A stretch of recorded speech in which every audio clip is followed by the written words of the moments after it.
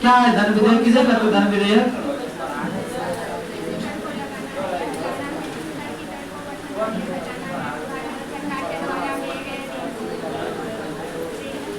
संचित निधि में पैसा जमा करना या निकालना, आकस्मिक निधि में पैसा जमा करना या फिर भारत सरकार पर कोई भी भारित खर्चा या फिर भारत सरकार के द्वारा लिया गया ऋण न, या फिर अन्य कोई भी भारत सरकार पर कोई खर्च है, कोई भी वो है, तो वो सब क्या होगा? धन विधेयक। और धन विधेयक की प्रक्रिया कहाँ है, किस अनुच्छेद में है? 109 में। धन विधेयक की परिभाषा 100, जब पूछेगा धन विधेयक की विशेष प्रक्रिया तो अनुच्छेद 109, और परिभाषा पूछेगा धन विधेयक की परिभाषा 110। चलिए ठीक है, बताइएगा धन विधेयक किस सदन में लाया जाता है? लोकसभा में। उसके बाद जब लोकसभा पारित कर देता है कहाँ जाता है? राज्यसभा के पास क्या अधिकार है? केवल 14 दिन तक उसको समय मिलता है, 14 दिन के अंदर पारित किया तो ठीक है, नहीं तो स्वतः पारित हो जाएगा। और अगर यदि धन विधेयक आया है तो उसे किस बहुमत से पारित करना होगा? नहीं तो सरकार गिर जाएगी। अर्थात धन विधेयक बतलाता है कि सरकार बहुमत में है कि नहीं है। और धन विधेयक किसके पूर्व अनुमति से लाया जाता है? राष्ट्रपति के, और उस पर अनुमति देने के लिए राष्ट्रपति क्या है? बाध्य है। ठीक, कुल मिलाकर देखा जाए तो धन विधेयक को लेकर के किसके पास सारा का सारा पावर है? लोकसभा के पास। राज्यसभा के पास कोई पावर है? नहीं है, बस 14 दिन तक में वो पारित किया तो ठीक है, नहीं तो स्वतः पारित समझा जाएगा। बताइए राज्य का धन विधेयक के संबंध में विशेष प्रक्रिया किस अनुच्छेद में है?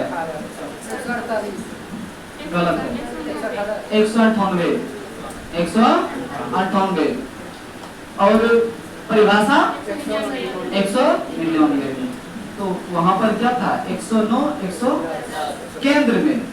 और राज्य में धन विधेयक की विशेष प्रक्रिया 198 और 199 में क्या होगा? परिभाषा धन विधेयक की किसके संदर्भ में? राज्य के संदर्भ में। चलिए आगे बढ़ते हैं। बताइएगा कि राज्य के संदर्भ में धन विधेयक को कहां पेश किया जाता है? विधान सभा में। किसके पूर्व अनुमति से? राज्यपाल के पूर्व अनुमति से। और जब विधानसभा में आता है, जब विधानसभा में आता है तो विधानसभा उसको किस बहुमत से पारित करता है? साधारण। और फिर जब विधानसभा पारित कर देता है फिर कहाँ जाता है? विधान। और विधान परिषद के पास क्या पावर है? उसके पास बस कुछ पावर नहीं है, बस 14 दिन का उसके पास समय है। पारित किया तो ठीक है, नहीं तो स्वतः पारित हो जाएगा। और अगर यदि विधानसभा में धन विधेयक आया है और विधानसभा में यदि धन विधेयक पारित नहीं हो पाया तो फिर क्या होगा? सरकार गिर जाएगी। सरकार क्यों? क्योंकि धन विधेयक ये बतलाता है कि सरकार बहुमत में है या नहीं। धन विधेयक पारित होना का मतलब सरकार बहुमत में है, और धन विधेयक गिर जाना इसका मतलब सरकार बहुमत में नहीं है। वित्त विधेयक किसे कहेंगे? वित्त विधेयक वैसा विधेयक जिसका संबंध किससे हो? वित्तीय मामलों से हो। और इसकी चर्चा किस आर्टिकल में है? 117 में है। ठीक, क्या सभी धन विधेयक वित्त विधेयक होंगे? और सभी वित्त विधेयक धन विधेयक नहीं होंगे। क्या वित्त विधेयक को लेकर के ज्वाइंट सेशन बुलाया जा सकता है? क्या वित्त विधेयक को क्या धन विधेयक को लेकर के ज्वाइंट सेशन बुलाया जा सकता है? बोलिए, नहीं ना। और वित्त विधेयक को लेकर के ज्वाइंट सेशन बुलाया जा सकता है। अनुच्छेद 111 में क्या है?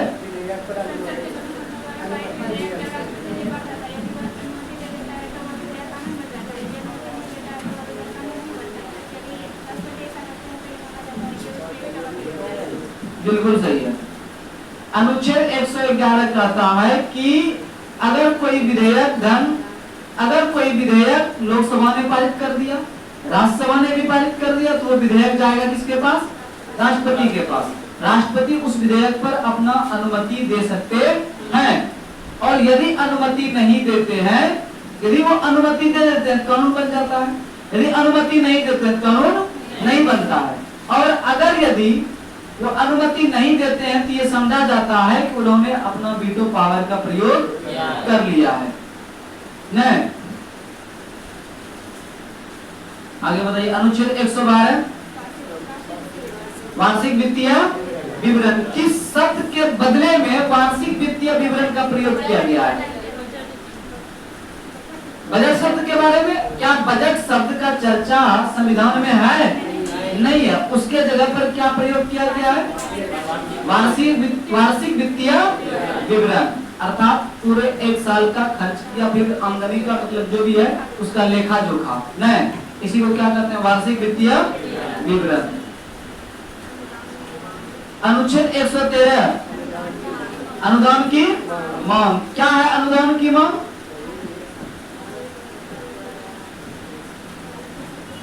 क्या है अनुदान? किसे कहेंगे अनुदान की मांग?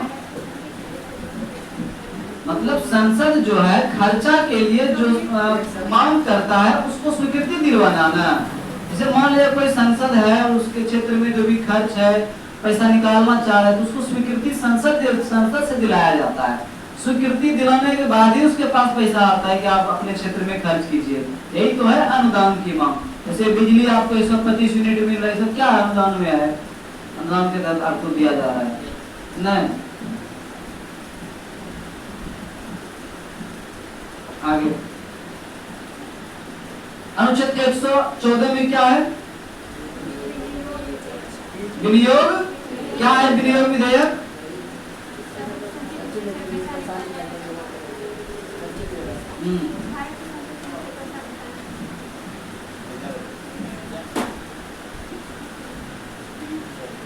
ठीक है।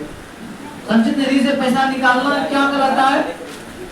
विनियोग विधेयक कहलाता है। और ये विधेयक कहाँ रखा जाता है? लोकसभा में रखा जाता है। इसको किस बहुमत से पारित करना होता है? साधारण बहुमत से। यदि पारित नहीं हुआ तो सरकार गिर जाएगी। और इस विधेयक को राज्यसभा अधिक से अधिक क्या कर सकती है? 14 दिन के लिए रोक सकती है। क्या भारत सरकार की समस्त आय जिस निधि में जमा होता है उसको क्या कहते हैं? और संचित निधि की चर्चा किस अनुच्छेद में है? 266। और आकस्मिक निधि की चर्चा 267। अनुच्छेद 115 में किसकी चर्चा है? अनुपूरक। क्या है अनुपूरक बजट?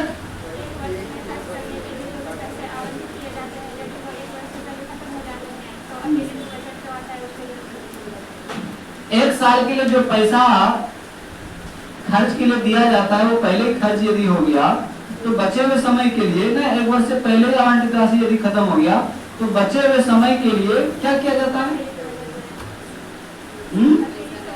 अतिरिक्त बजट लाया जाता है। उसी को क्या कहते हैं? अनुपूरक बजट। अच्छा, लेखानुदान की चर्चा किसमें है? 100। इस लेखानुदान क्या है? हाँ,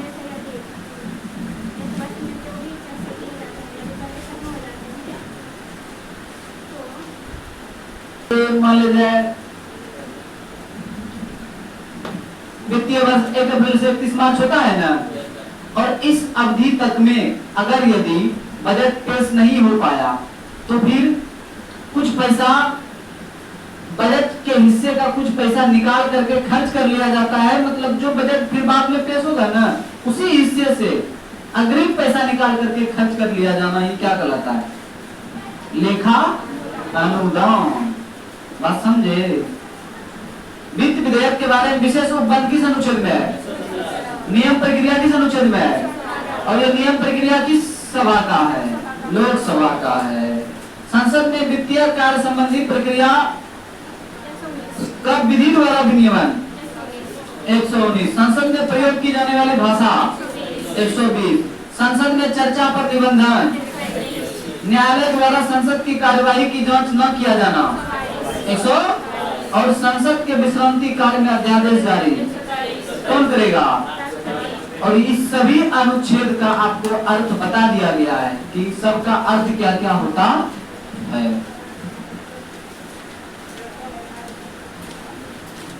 आंग्ल भारतीय क्या है? आंग्ल भारतीय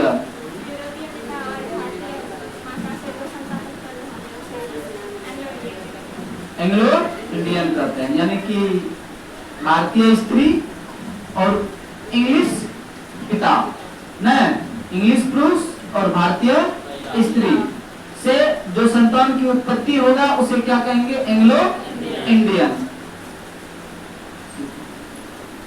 किस अनुच्छेद में एंग्लो इंडियन की चर्चा है?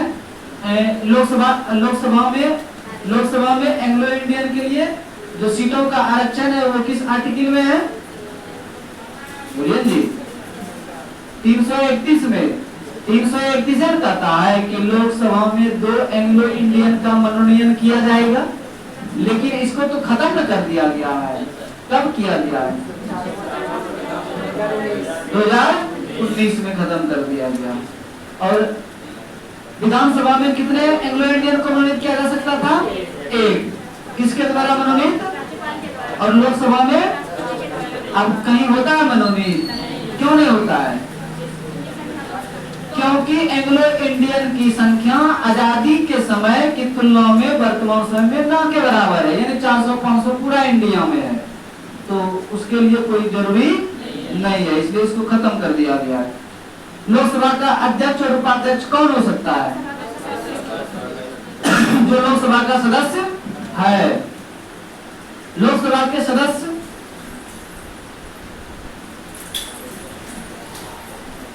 जो अध्यक्ष को चुनते हैं एवं उपाध्यक्ष को चुनते हैं वो किस बहुमत पर?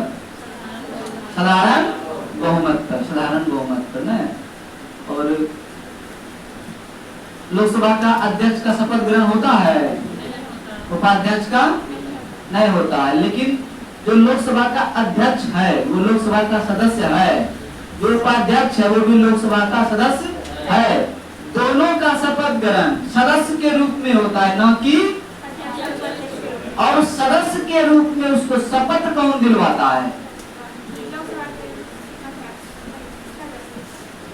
Pro tem speaker. प्रोटेम स्पीकर सबको जो है शपथ पहले दिलवा देता है, उसके बाद कौन चुनवाता है? अध्यक्ष और जैसे चुना या प्रोटेम स्पीकर समाप्त न, तो वही शपथ दिलवाया इसको।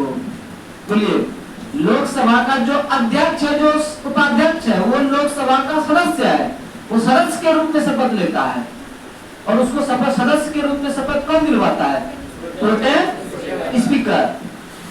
अध्यक्ष एवं उपाध्यक्ष के रूप में वो शपथ नहीं लेते हैं। बताइएगा,